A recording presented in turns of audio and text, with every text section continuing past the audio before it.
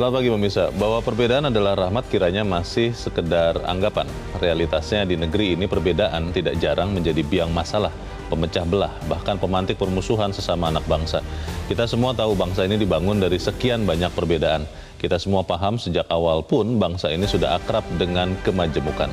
Pemirsa, inilah editorial Media Indonesia di seri ini Rabu 26 Oktober 2022 dengan tema Beda Capres Bukan Musuh bersama saya Leonard Samosir. Dan editorial Media Indonesia ini juga dapat Anda simak melalui MG Radio Network di frekuensi 94,7 FM di kawasan Jakarta dan sekitarnya.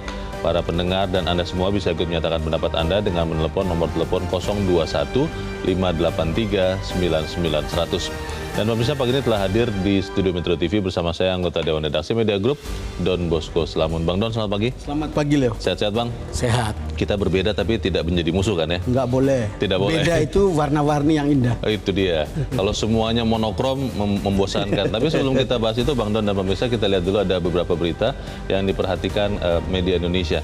Yang pertama adalah headline Media Indonesia, Anda bisa lihat di harian Anda di halaman muka. Segera selidiki 2 produsen obat. Ini terkait dengan kasus gagal ginjal akut ya. Ini setelah diselidiki, kemudian apa maksudnya, Bang? Ini mau mencari kambing hitam atau bagaimana, Bang? Ini kalau lihat beritanya, ini adalah gabungan perusahaan farmasi Indonesia. Oh, produsennya. Jadi GPFI mengimbau seluruh perusahaan anggotanya untuk menyelidiki atau kemudian melakukan penelitian sendiri tentang kandungan yang dalam obat yang kemudian diprasangkai kemarin, gitu. Lalu kemudian POM sudah menemukan setelah ada proses biopsi ada 2 perusahaan farmasi yang dianggap bertanggung jawab atau ikut bertanggung jawab atas munculnya penyakit gagal ginjal akut, gitu. Lalu kemudian kalau 2 perusahaan itu tidak disebutkan, tapi kita kan sudah lihat damage-nya kan, dan menurut aturan perusahaan-perusahaan semacam ini itu bisa dikenai sanksi pidana. Bahkan bisa dipidana 10 tahun. Dan denda 1 miliar. Jadi itu jerat aku pasal 196. Jadi itu dikatakan di situ. Jadi kita berharap ini akan menyelesaikan urusan sumber penyakit atau sumber gagal ginjal kronis ini dengan menyelidiki atau segera menyelidiki 2 perusahaan obat. Betul, belum disebutkan di sini, tapi saya rasa mereka sudah punya nama itu kan. Baik, kita harap perusahaan obat memperbaiki diri, tapi juga ini adalah momentum untuk Badan POM meningkatkan pengawasan ya, Bang? Iya, mestinya kan harus selalu ada surveillance. Jadi ya seperti apa tanggung jawabnya di surveillance itu kalau tidak dilakukan, dan kalau dilakukan seperti apa. Betul. Ya, mestinya kita harus ikut bertanggung jawab. Oke. Perubahan itu juga yang kelihatannya disuarakan di berita berikutnya di halaman 2, di halaman dalam harian Anda pemirsa. Perubahan ini kelihatannya diharapkan dari penyeru KLB, Kongres Luar Biasa. Seruan dihelatnya KLB PSSI didukung. Ini maksudnya didukung siapa, Bang? Ini ada Persebaya, lalu kemudian ada Persis yang punya Kaisang ini, lalu kemudian kelihatannya ada Semen Padang. Jadi klub-klub ini sudah mulai menggeliat untuk memikirkan KLB PSSI. Karena ya dalam beberapa kesempatan di sini kita kan selalu bicara bahwa PSSI atau pengurus PSSI ikut bertanggung jawab atas tragedi Kanjuruhan yang kemudian menelan korban jiwa sekarang 135 orang. Jadi dia tidak bisa lepas tangan dari situ, walaupun bukan tanggung jawab hukum, tapi tanggung jawab moral itu adalah tanda gentleman dan tanda tanggung jawab dan keberanian untuk menyatakan diri sebagai orang yang ikut bertanggung jawab dan merasa bersalah, ya mengundurkan diri. Tapi kan tidak mundur-mundur, Leo. Kalau tidak mundur-mundur, ya KLB. Padahal itu juga ada rekomendasi tim TGIP, UPF itu sudah merekomendasikan itu, bukan KLB, tapi mengundurkan diri. Tapi itu tidak jalan. Oke. Jadi kelihatannya memang ya harus dibantu begitu ya? Ya harus seperti itu gitu. Dibantu untuk kemudian menyadarkan dirinya seperti apa ini bisa terjadi. Kita ke berita selanjutnya. Pada pagi ini kita melihat bagaimana kejadian di istana. Kejadian di istana ya kemarin ya. Kemarin ada seorang perempuan. Itu saya terus terang belum mengetahui betul, Bang, apakah benar dia bawa senjatanya asli apa tidak, dapatnya dari mana, bagaimana kejadian ini dilihat, seperti apa, Bang? Iya, itu sudah diperlihatkan senjatanya, itu senjata asli. Lalu kemudian sudah ada dugaan tentang siapa perempuan ini. Jadi menurut laporan sementara dia adalah salah satu warga radikal. Salah satu perempuan radikal. Lalu kemudian kalau lihat dalam berita ini sudah ada sinyalemen seolah-olah itu ada hubungannya dengan ISIS. Gitu. Tapi poin kita yang paling penting pada berita ini adalah bahwa kita tidak boleh meremehkan adanya ancaman kayak begini. Kan ini kan masih ingat beberapa tahun lalu, 1 tahun lalu yang ada di kepolisian itu yang perempuan yang masuk ke kantor polisi, lalu kemudian di situ meledakkan diri atau apapun ceritanya, lalu kemudian itu menimbulkan persoalan. Ada Lone Ranger yang entah dicuci otaknya seperti apa, lalu kemudian jadi seperti ini. Dan kejadian seperti ini kan menjadi high alert karena kita sebentar lagi akan menjadi tuan rumah G20 di bulan depan ini di Tapi lepas Bali. dari itu pun ya hal-hal begini rasanya kalau ada 1 orang kita boleh berpikir ada 2 orang. Kalau ada 2 orang kita boleh berpikir lebih dari 2 orang. Artinya mungkin ada ancaman-ancaman yang sistematis seperti yang dibina dicuci otak seperti ini gitu. Karena juga di media sosial terutama Bang Don, mulailah ada teori-teori konspirasi Bang. Ini pengalihan isu karena sedang ada pengusutan kasus Sambo, katanya begitu tuh Bang. Ya semua orang boleh berteori, tapi pada akhirnya kan bukti atau kalau dibawa pengadilan, yang ada di meja pengadilan, bukti yang ada di meja pengadilan itulah yang menentukan. Dan itu ya kalau sudah masih berteori macam-macam setelah ada bukti seperti itu ya kita juga tentu ada niat-niat politik sudah itu dia. Kita harap kita sama-sama menjaga keamanan kita karena memang situasi yang aman terus itu bisa membuat kita lengah ya Bang Doni. Kita ke editorial, pemirsa. Editorial pada pagi ini diberi tajuk Beda Capres, Calon Presiden Bukan Musuh. Ini kenapa kemudian mengangkat topik ini Bang, dan apakah memang sampai sekarang masih ada juga yang saling bermusuhan gara-gara berbeda pilihan calon presiden atau presidennya Bang Don? Iya, Leo, judulnya sangat menarik. Beda capres, bukan musuh. Ini kan sebetulnya bawaan dari 3 pemilu yang kita alami. Jadi sejak 2014, Pilpres, lalu kemudian Pilkada DKI 2016, 17, lalu kemudian Pilpres 2019. Kita perlihatkan bahwa ada carrier, ada beban-beban bawaan tentang soal-soal keterbelahan. Keterbelahan ini banyak sebabnya. Ada karena persoalan ideologis, kampanye ideologis yang membuat itu kemudian kita sangat berbeda. Ada yang karena kepentingan politik, bagaimana para politisi memanipulasi isu-isu sektarian dan isu-isu identitas secara berlebihan lalu menimbulkan keterbelahan. Lalu kemudian itu semua diamplify oleh media sosial. Media sosial yang kemudian membuat itu amplifikasinya begitu luas sampai semua publik atau sebagian terbesar masyarakat kita ikut merasakan. Lalu kemudian juga ikut kemudian merasa kita kok begini gitu. Beda kelompok ini dengan kelompok ini, beda saya dengan yang lain gitu. Itu hal-hal apalagi melalui hoax yang berkembang lalu kemudian menimbulkan persoalan. Ini bawaan. Maka editorial hari ini mengutip Wapres Maruf Amin. Dia bilang mestinya sih kita itu jangan sampai karena perbedaan capres, perbedaan partai lalu menimbulkan permusuhan. Kata yang paling bagus yang dia ungkapkan adalah ya pikir saja capresmu ya capresmu, capresku ya capresku, partaimu ya partaiku, partaimu ya partaimu, partaiku ya partaiku. Ada bahasa Arabnya, saya takut salah untuk menyebutnya. Tetapi poin saya adalah ini statement normatif tapi rada baru. Walaupun pada akhirnya kan kalau bisa di ujungnya kita harus bisa bicara tentang udah kalau nanti sudah terpilih ya itu presiden kita gitu. Itu dia. Kalau saya ikuti beberapa kali pertemuan dengan Kadin yang sekarang lagi ramai mereka bicarakan adalah oke, kita bertanding. Tapi kita sudah itu bersanding. Persis periode ketika tahun 2014 tahun 2019 Pak Jokowi bertanding dengan Prabowo, kita berdarah-darah dan itu panas, lalu kemudian terjadilah kemudian persandingan kan, itu yang terjadi. Nah, jadi kalau lihat seperti itu sekarang sudah ada ancang-ancang capres-capresan, lalu kemudian itu jangan sampai kemudian menimbulkan permusuhan. Itu makanya diingatkan sejak dini. Gitu. Apalagi kalau kemudian yang menunjukkan arah ke permusuhan itu adalah para elit ya, para pemimpin, di mana kemudian rakyat akhirnya nanti bisa meniru. Nah, itu yang kita harapkan tidak. Tapi kita akan bahas itu ya Bang Don. Dan bisa nilai editorial Media News untuk hari ini Rabu 26 Oktober 2022 Beda capres bukan musuh.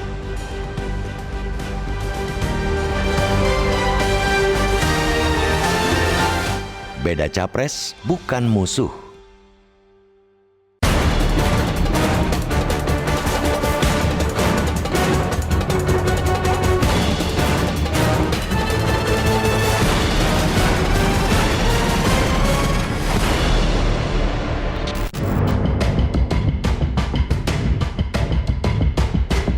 Bahwa perbedaan adalah rahmat kiranya masih sekadar anggapan. Realitasnya, di negeri ini perbedaan tak jarang menjadi biang masalah, pemecah belah, bahkan pemantik permusuhan sesama anak bangsa. Kita semua tahu, bangsa ini dibangun dari sekian banyak perbedaan. Kita semua paham, sejak awal pun bangsa ini sudah akrab dengan kemajemukan. Kita semua juga mengerti oleh Founding Fathers, para bapak bangsa, perbedaan dan kemajemukan itu dijadikan fondasi untuk membangun bangsa yang satu, bangsa Indonesia. Sampai saat ini, perbedaan dan kemajemukan itu pun masih ada. Ia tak mungkin kita hilangkan. Menghilangkannya sama saja mengingkari hukum alam. Yang harus kita lakukan ialah bagaimana mengelola perbedaan dan kemajemukan agar menjadi kekuatan, bukan biang persoalan. Yang jadi soal, tak semua yang ideal itu bisa kita lakukan. Sudah cukup lama kita hidup dalam perbedaan yang salah arah. Sudah bertahun-tahun kita terbelah antara kami dan mereka, kerap mendominasi kehidupan sosial. Kekitaan kita sebagai bangsa pun pergi entah kemana. Sekat-sekat tebal itu ada di hampir semua sisi kehidupan, terlebih di dunia politik, dunia yang faktanya cenderung mencerai-beraikan.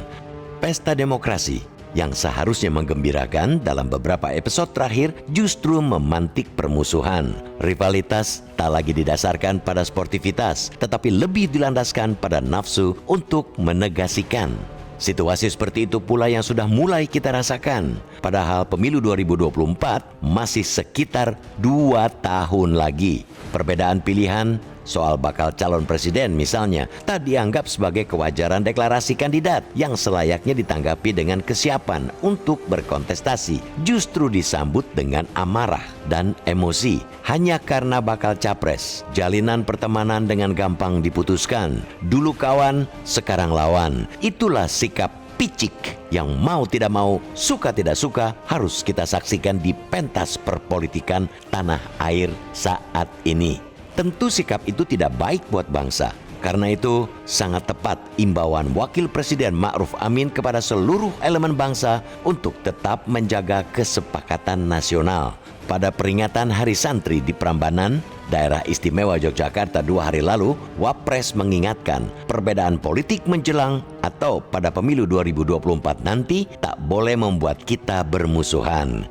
Kiai Ma'ruf menekankan pula, kalau berbeda partai, maka harus bersikap lakum partayukum, walana partayuna. Partai Anda, partai Anda. Partai saya, partai saya. Kalau berbeda capres, maka wajib berprinsip capres hukum, walana capres yuna. Bagi kalian capres kalian, bagi kami capres kami. Beda capres boleh-boleh saja, tidak ada yang melarang. Demokrasi justru tak sehat, malah sakit-sakitan jika semua orang punya capres yang sama. Calon tunggal akan membuat demokrasi mati. Biarkan pemilu 2024 berjalan di rel demokrasi yang hidup. Beda pilihan capres bukan berarti alasan untuk menghujat, menyerang, memfitnah, meniadakan yang lain. Harus kita katakan, di dunia maya, di media sosial, perilaku keliru seperti itu tak lagi berpijak pada akal sehat. Narasi-narasi yang mereka unggah di luar keadaban. Di dunia nyata, capres juga memicu agresivitas politik. Celakanya lagi, tabiat seperti itu ditunjukkan oleh para elit. Mereka yang semestinya memberikan teladan apik bagaimana menyikapi perbedaan, bagaimana bermain politik dengan cantik, malah sebaliknya, menyodorkan contoh buruk dengan membuka permusuhan. Pemilu 2024 baru pemanasan, perjalanannya masih sangat panjang. Ia tak boleh dibuat semakin panas. Biarkan perbedaan menjadi warna yang indah dalam kompetisi, dan kita, utamanya para elit, harus memastikan itu dengan sikap dan perilaku yang menyejukkan.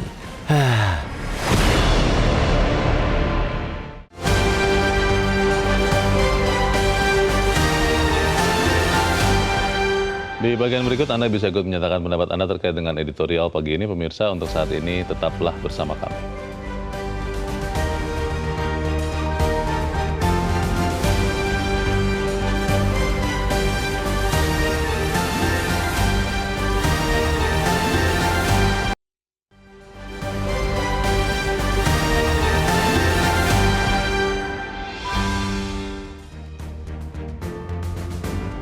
Terima kasih pemirsa, Anda masih bersama kami di Editorial Media Indonesia, dan sebelum kita berdiskusi lagi, Bang Don, kita mau bertanya juga dengan pengamat politik yang sudah terhubung lewat saluran telepon, Bakir Ihsan.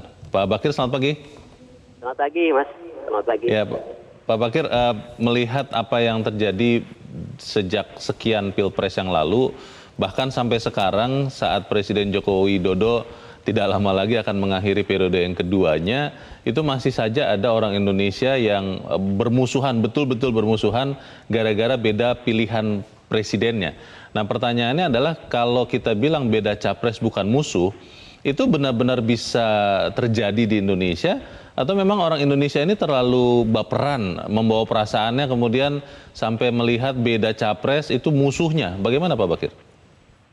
Ya, sebenarnya pertanyaan yang sederhana bisa diajukan, kenapa kita takut berbeda? Jadi, padahal kita lahir sudah berbeda, warna kulit berbeda, suku berbeda, bahkan agama berbeda. Setelah itu partai politiknya juga beda-beda. Jadi, sebenarnya sudah kita biasa dalam perbedaan. Tetapi mungkin proses politik yang masih terhitung muda dalam sistem demokrasi kita, sehingga orang masih yang disebut baperan itu masih lebih kuat dibandingkan misalnya untuk memahami perbedaan sebagai sebuah keniscayaan. Jadi ini yang perlu terus ditumbuhkan. Nah, kita berharap dengan kompetisi yang secara reguler dilakukan, dengan munculnya banyak calon capres misalnya, dengan beragam partai politik, masyarakat terbiasa dengan perbedaan, terbiasa dengan kompetisi. Karena itu kan yang diinginkan dalam demokrasi, kompetisi itu. Kalau tanpa kompetisi kan otokrasi. Jadi, dalam prosesnya Pak Bakir, sering kita melihat sebetulnya mungkin kalau tidak dipakai cara-cara berpolitik yang cenderung kasar atau kotor begitu, mungkin rakyat tidak akan benar-benar akhirnya saling bermusuhan. Tapi kan sering kita lihat justru elit yang memanas-manasi, mengompori, sampai kemudian akhirnya rakyat yang memang seperti yang Anda katakan tadi belum terlalu dewasa berpolitik, jadi benar-benar membawa sampai ke hati. Nah, ini bagaimana peran elit Pak Bakir? Nah iya, dalam masyarakat yang masih paternalistik seperti di kita ini, di mana tokoh elit itu masih menjadi panduan. Sejatinya memang para elit, para tokoh, para politisi ini mencerminkan interaksi, mencerminkan hubungan yang harmonis, walaupun berbeda pilihan, berbeda partai politik. Selama ini kan mereka bisa bersatu di DPR. Nah, itu seharusnya bisa diaktualisasikan dalam persoalan capres dan lain-lain. Bahwa perbedaan itu adalah hal yang biasa untuk kemudian dikomunikasikan, disinergikan untuk Indonesia kan. Jadi rumah besar kita Indonesia, dalamnya beragam, sistem kita demokrasi, dalamnya banyak partai, tetapi kita tetap menjadi bagian dari Indonesia, dan ini harus terus didialogkan, tidak hanya dengan kata-kata gitu. Jadi tapi dengan sikap, perilaku yang menunjukkan bahwa perbedaan partai politik ini adalah mekanisme yang memang harus hadir, tetapi tidak kemudian membangun jarak bahkan konflik yang berlebihan. Oke, Pak Bakir, sebetulnya secara teori ya, berapa lama satu bangsa, satu negara itu bisa dewasa dalam berpolitik? Apakah Indonesia tunggu tahun 2045 begitu, 100 tahun baru kemudian bisa tidak bermusuhan karena beda capres, atau memang ini akan terus-terusan ada? Ini tergantung proses politiknya, proses pendidikan politik yang dimulai oleh para elit yang menunjukkan sikap toleransi politiknya, misalnya tidak memainkan atau mengeksploitasi kepentingan sempit untuk kepentingan sempit mereka. Jadi bukan persoalan berapa puluh tahun kita akan berproses, tapi sejauh mana misalnya setiap periode ini menunjukkan kebaikan-kebaikan yang terus meningkat, tidak evolutif. Karena menurut beberapa hasil pengamatan kan demokrasi kita cenderung jalan di tempat karena tadi tidak menunjukkan satu efek yang konstruktif bagi dinamika, bagi kompetisi masyarakat kita. Baik, kita harap nanti dalam perjalanannya masyarakat semua kita benar-benar bisa belajar bahwa beda capres itu bukan artinya kita harus bermusuhan. Pak Bakir Ihsan, terima kasih Pak sudah Ya, mencerahkan sama-sama, Mas. kami pagi ini. Selamat pagi Pak Bakir. Selamat pagi, selamat pagi. Itu pertanyaannya Bang Don. Iya, Leo. Kan selalu setiap kali mau pemilu ada menulis perjanjian, Ya. siap menang siap kalah. Betul. Pada kenyataannya ya kalau dia kalah dia tidak siap Bang. Nah, Bagaimana itulah Bang? problem kita. Jadi saya kira Pak Bakir tadi sudah mengatakan perbedaan itu harus dianggap biasa. Perbedaan itu make life more colorful kan. Iya. Tetapi kan itu retoris gitu. Faktanya kan tidak seperti ini. Kenapa? Ini soal kualitas berpolitik masyarakat kita, kualitas berpolitik para elit kita. Misalnya sekarang bagaimana para politisi kita itu mengkapitalisasi hoax, mengkapitalisasi perbedaan itu dengan begitu mengeksploitir politik identitas yang berlebihan. Politik identitas sendiri oke-oke aja, tapi kalau sudah berlebihan, kalau overdosis itu mengganggu, menimbulkan kegaduhan. Pada akhirnya para politisi kita itu sering mendeliver noise gitu. Jadi noise, bukan voice. Jadi bukan mewakili perasaan yang sesungguhnya yang dalam masyarakat, tapi kemudian mewakili hal-hal kelobot atau hal-hal hal-hal enteng yang kemudian dimanipulasi untuk kepentingan politik sesaat begitu. Pada akhirnya dalam beberapa hal ya para politisi kita juga memproduksi sampah demokrasi yang kemudian menimbulkan kegaduhan di publik, menimbulkan keresahan di publik, dan pada akhirnya menimbulkan keresahan.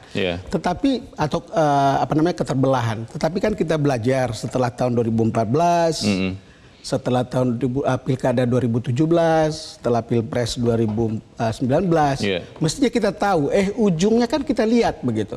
Bagaimana politik identitas yang berlebihan itu menghasilkan pemimpin seperti apa, bagaimana kemudian program atau kampanye program itu menghasilkan pemimpin seperti apa.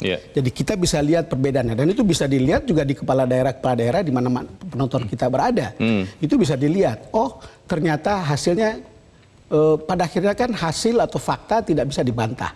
Oh ternyata ini pemimpin yang berhasil kita pilih karena begini, ini berhasil karena begini, ini gagal karena begini gitu. Jadi itu semua ada di depan mata kita gitu. Nah berapa lama? Ya betul kata Pak Bakir tadi, tidak bisa kita tentukan waktunya, tapi depend on akselerasi kedewasaan, akselerasi literasi politik gitu. Sampai sekarang kan kita selalu berpikir ya tidak menimbulkan permusuhan, beda capres tidak menimbulkan permusuhan. Tapi faktanya adalah bahwa kita sedang membawa terus itu sejak tahun 2014, 2019, 2017 sampai sekarang. Pikiran kita setelah kita lihat sekarang ini mestinya tahun 2024 ini tidak perlu ada lagi.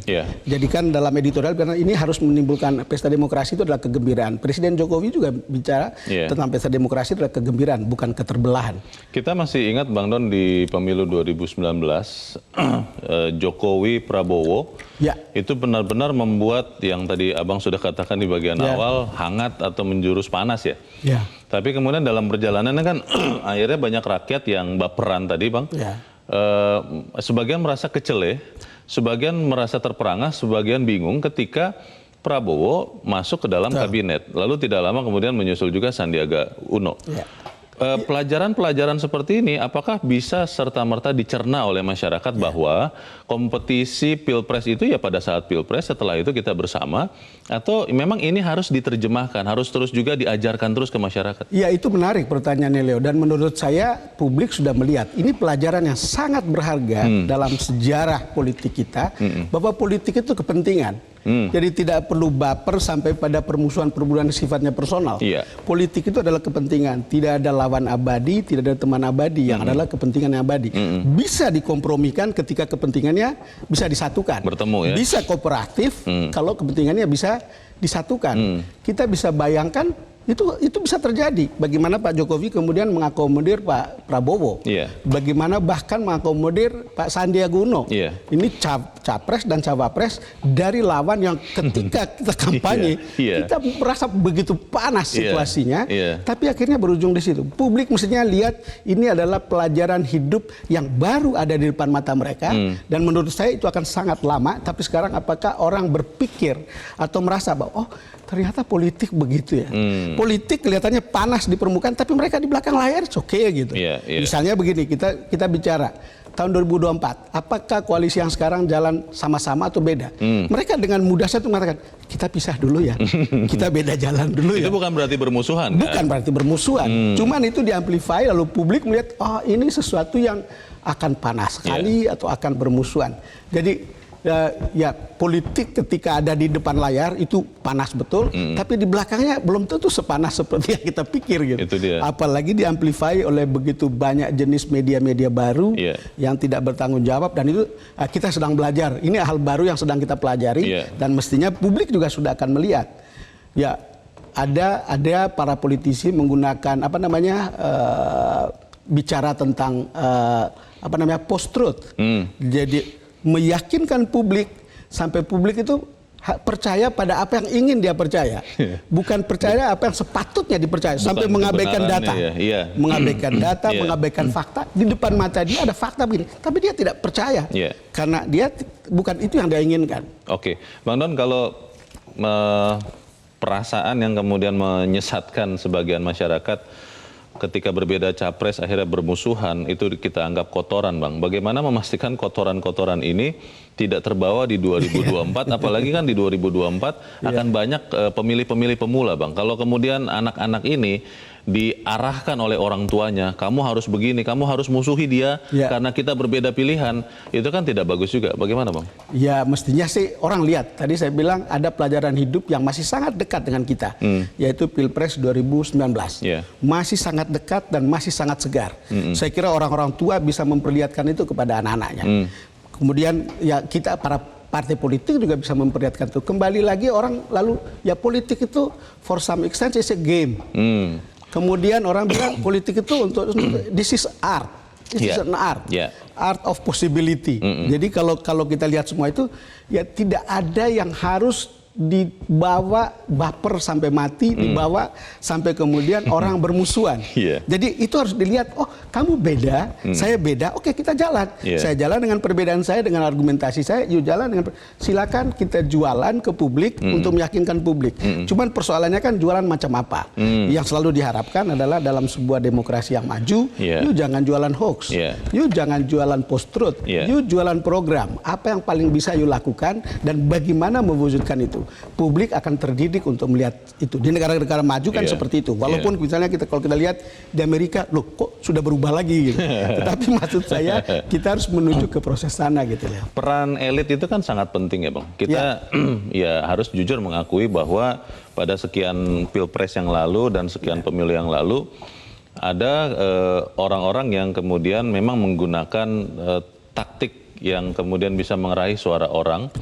Dan ini ternyata memang adalah kunci. Bagaimana memastikan bahwa elit-elit yang nanti akan bertarung ini benar-benar mengutamakan persatuan bangsa di atas segalanya. Kita akan bahas di bagian berikut, Bang Don. Pemirsa tetap bersama kami, Editorial Media Indonesia segera kembali.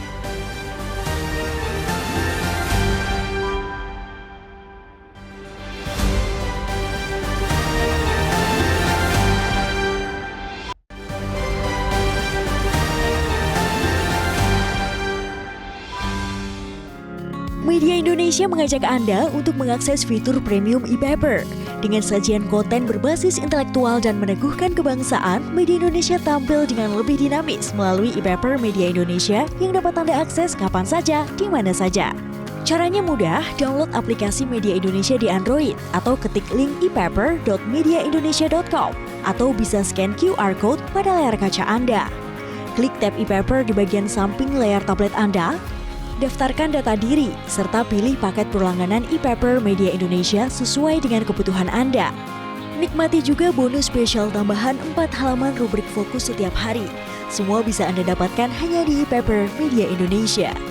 Untuk informasi lebih lanjut, hubungi customer service di nomor 0811 1201 2018 atau kunjungi media sosial @Media Indonesia.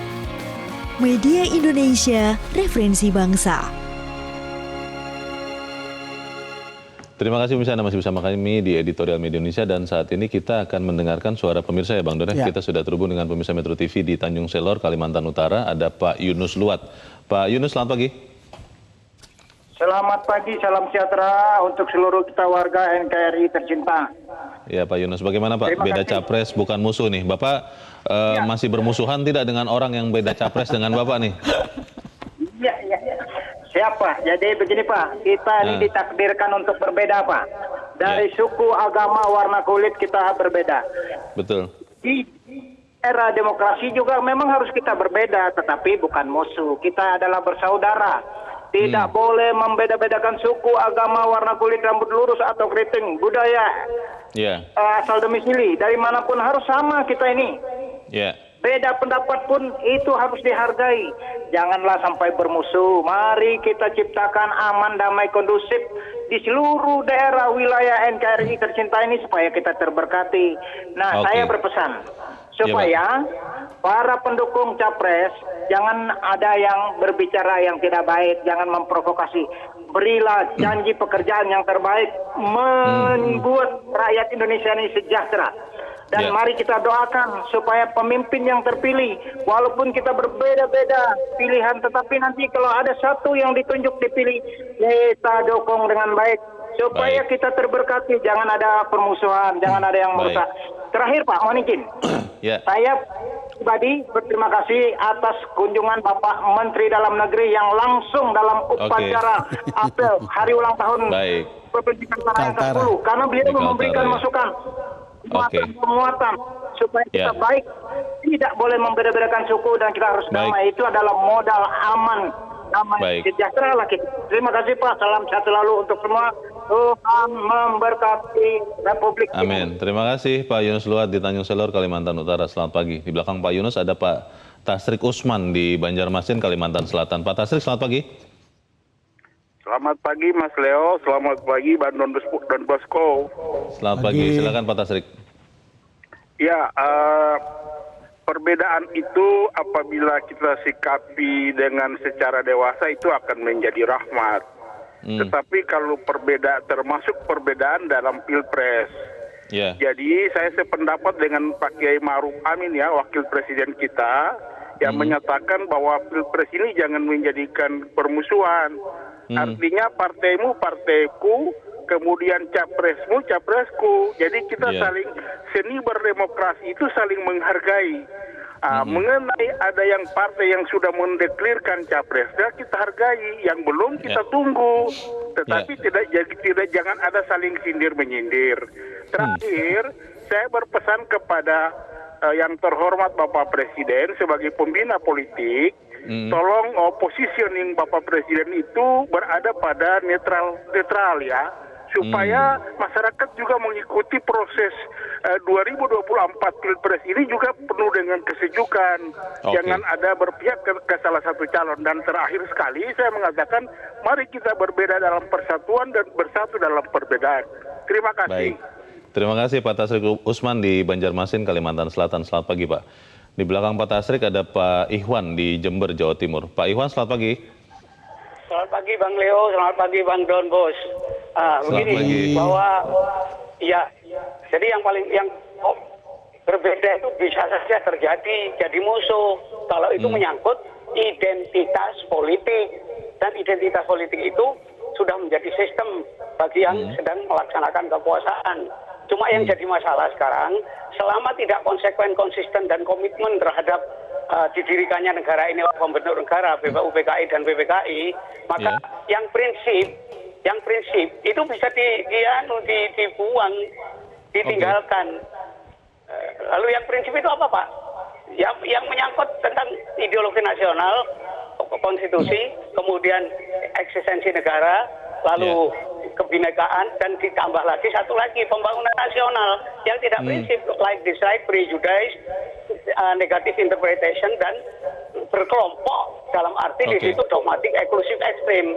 Jadi oleh sebab itu maka pekerjaan pimpinan adalah membawa kepada yang prinsip, yaitu pendidikan politik yang benar, baik, indah, dan sehat, normal. Dan inilah yang penting terjadi, sehingga nanti sekarang ini sudah menghangat sampai kepada mulai panas ini situasi politik ini. Jadi kalau sudah lapang dada, ya kan, lapang dada, mengakui, menghormati, menjamin, melindungi, Ini kalau sudah begini toleran namanya. Itulah yang harus dihidup-hidupkan oleh pemimpin. Jadilah orang yang berpengaruh, jangan jadi orang yang dipengaruhi dan mempengaruhi. Terima kasih. Terima kasih Pak Iwan di Jember, Jawa Timur untuk pendapat Anda. Selamat pagi Pak Iwan. Menarik Bang Don, pendapat Pak Tasrik tadi, kalau ada partai yang sudah mencalonkan, kalau ada yang belum ya sabarlah, jangan saling sindir, katanya begitu. Bagaimana nih Bang Don? Nah, di tataran normatif, saya kira statement-statement para penelpon atau Pak Bakir tadi itu kan, pada umumnya juga ada di pikiran banyak orang kan. Kan yang jadi soal kan di level implementasi. Lalu kemudian rasa, perasaan yang terbawa-bawa, lalu kemudian apakah itu akan dibawa terus atau tidak gitu. Cuman begitu tadi, politik itu kan kompetisi juga. Sebagai kompetisi, ya kita lihat bahwa kita berbeda. Dan yang diharapkan kan kompetisinya kan harus fair. Jangan jual isu murahan, jangan jual hoax, jangan jual mengeksploitasi identitas secara berlebihan yang kemudian menimbulkan permusuhan. Dan kalau kita lihat seperti ini kan, itu juga pertandingan itu fair atau tidak kan tergantung wasitnya. Betul. Yang jadi problem kita selama ini kan kita tidak lihat seperti apa tindakan-tindakan tegas terhadap pelanggaran-pelanggaran itu, termasuk karena hoax, termasuk kampanye identitasnya berlebihan. Seperti apa gitu. Itu yang kita tunggu sebetulnya. Jadi ya suara-suara secara normatif semua kita dengar sama gitu. Tapi kemudian untuk membuat hati kita itu harus lebih keluar atau pikiran kita keluar untuk melihat, oh ya memang kita beda. Nah kalau kita beda ya udah memang kita beda. Tapi kenapa harus bermusuhan gitu? Bagaimana? Itu soalnya kan? Oke Bang, bagaimana memastikan itu kita bisa lakukan ya supaya masuk 2024 kita tidak bermusuhan? Kita bahas di bagian berikut. Pemirsa tetap bersama kami, Editorial Media Indonesia segera kembali.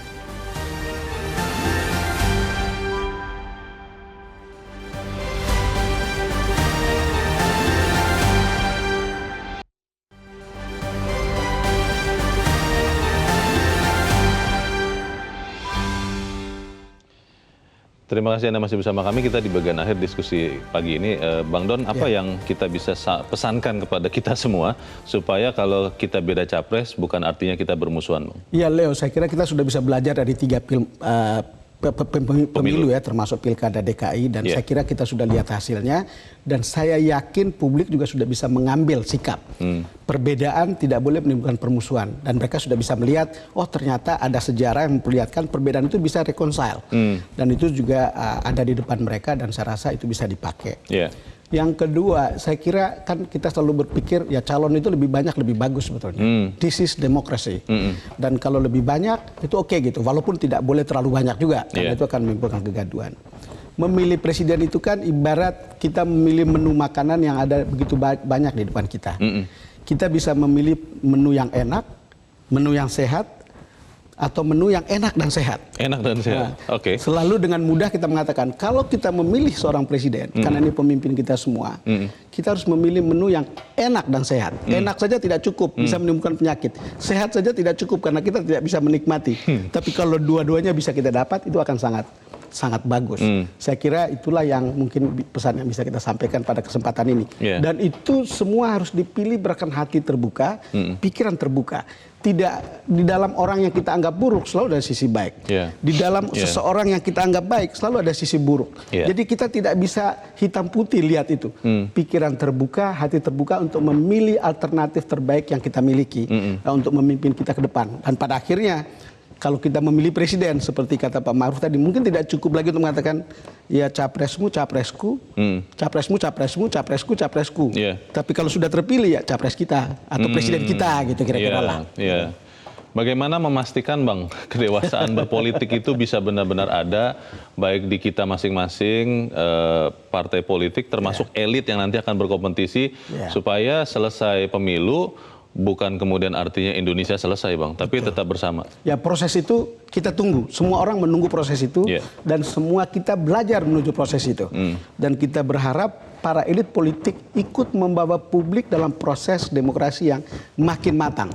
Karena pada akhirnya demokrasi yang matang itu juga akan menghasilkan pemimpin yang baik untuk kita semua gitu. Baik, kita harapkan itu benar-benar kita bisa lakukan, terutama kepada partai politik dan para elit. Semoga jangan membuat perbedaan capres menjadi permusuhan. Bang Don, terima kasih sudah hadir di tempat ini. Selamat pagi, Bang. Selamat pagi, Leo. Pemirsa, pemilu 2024 saat ini baru mulai tahap pemanasan. Perjalanannya masih sangat panjang. Ia tidak boleh dibuat semakin panas. Biarkanlah perbedaan menjadi warna yang indah dalam kompetisi, dan kita, utamanya para elit, harus memastikan itu dengan sikap dan perilaku yang menyejukkan. Saya Leonard Samosir berterima kasih Anda sudah menyimak editorial Media Indonesia untuk pagi ini. Tetap jaga kesehatan Anda. Selamat pagi, sampai jumpa.